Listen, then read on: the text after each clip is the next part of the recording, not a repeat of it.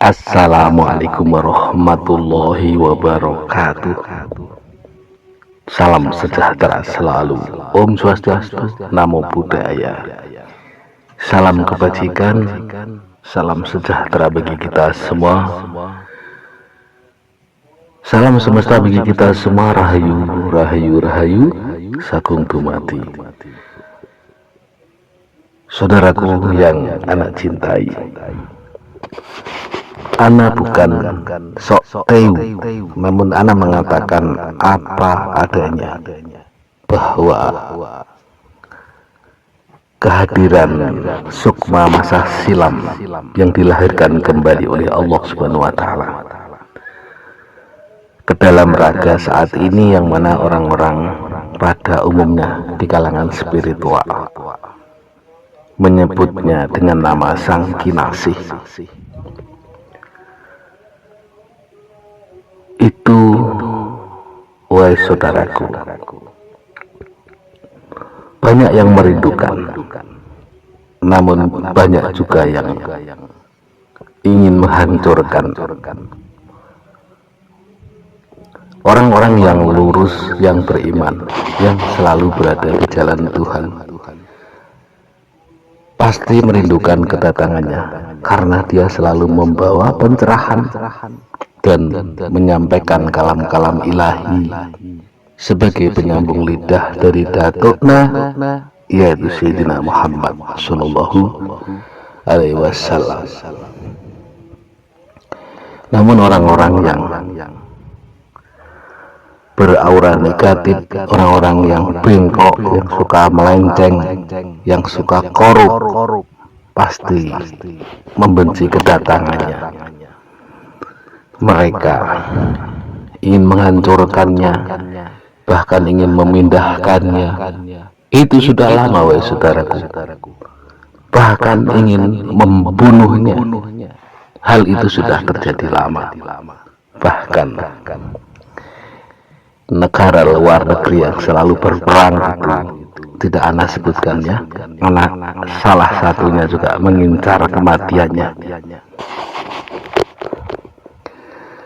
Karena dalam kepercayaan kitab mereka, Sang Kinasih merupakan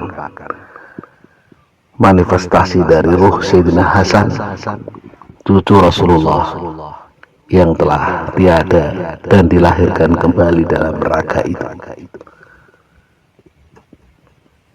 Saudaraku yang Ana cintai,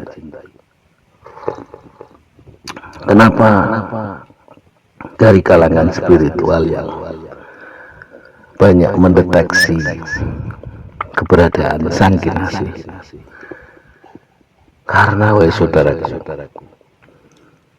Sang Kinasih itu, atau Satrio Pinandito, Sinisian Wahyu Keprabun tanpa Mahkuto, dia berada di dua alam, yaitu alam dunia ini dan juga terkadang merambah di alam kegoiban.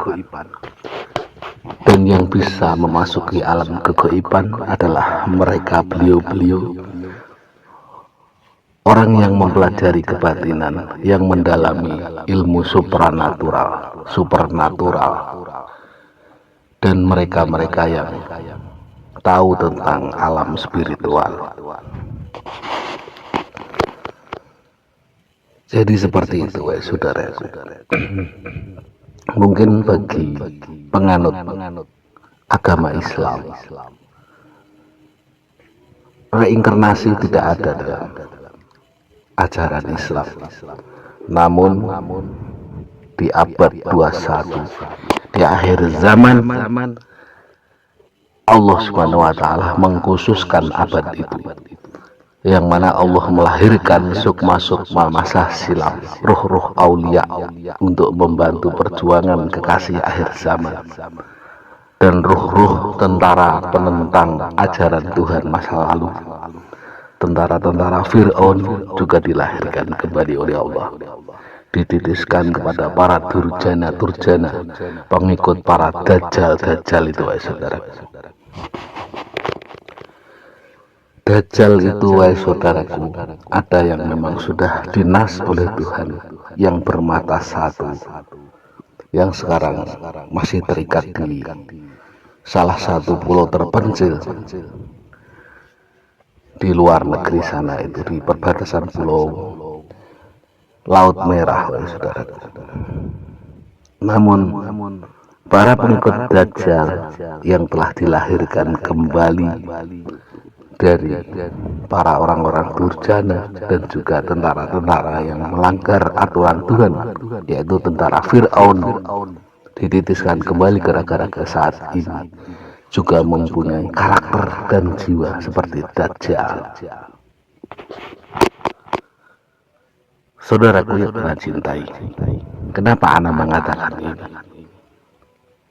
Karena jika engkau mengancam sang kinasih, mungkin engkau tidak tahu bahwa dia adalah sang kinasih. Engkau mungkin ingin menghancurkan kehidupannya, ingin memindahkannya, atau ingin membunuhnya. Sang kinasih akan tertawa dalam hatinya, wahai saudara, karena hal itu sudah berlangsung lama. Banyak yang ingin menghancurkannya, ingin membunuhnya, karena orang-orang bengkok ingin selalu menghabiskannya karena merugikan bagi mereka.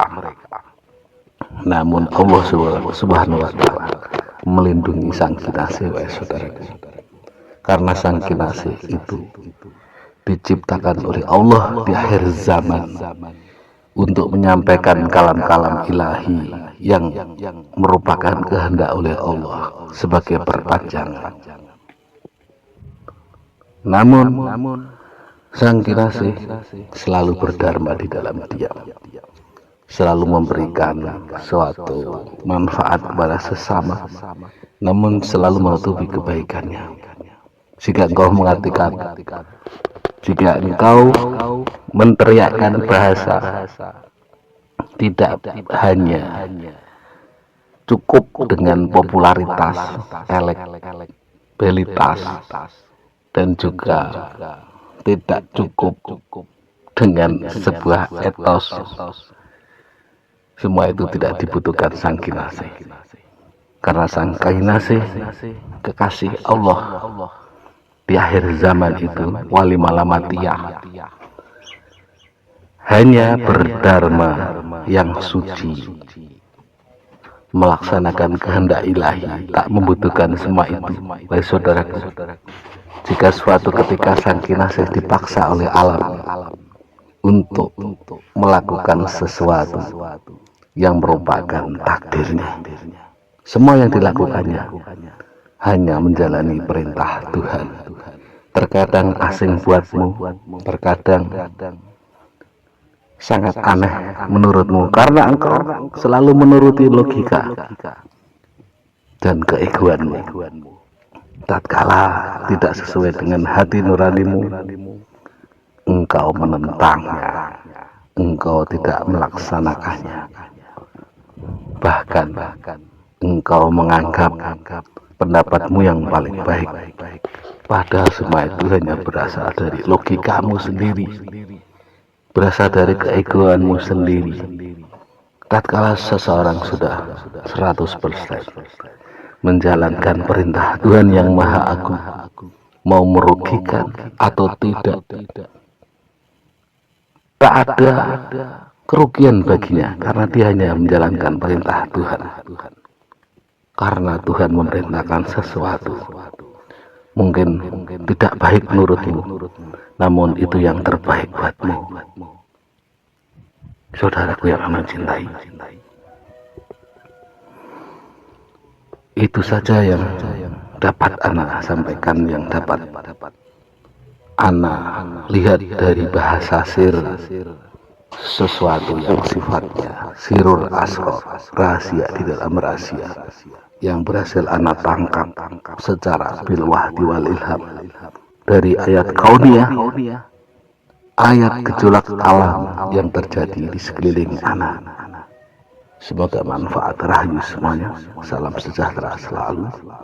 Om Swastiastu, Namo Buddhaya, salam kebajikan, salam semesta bagi kita semua. Rahayu, rahayu, rahayu. Rahayu sakum tumati. Assalamualaikum warahmatullahi wabarakatuh.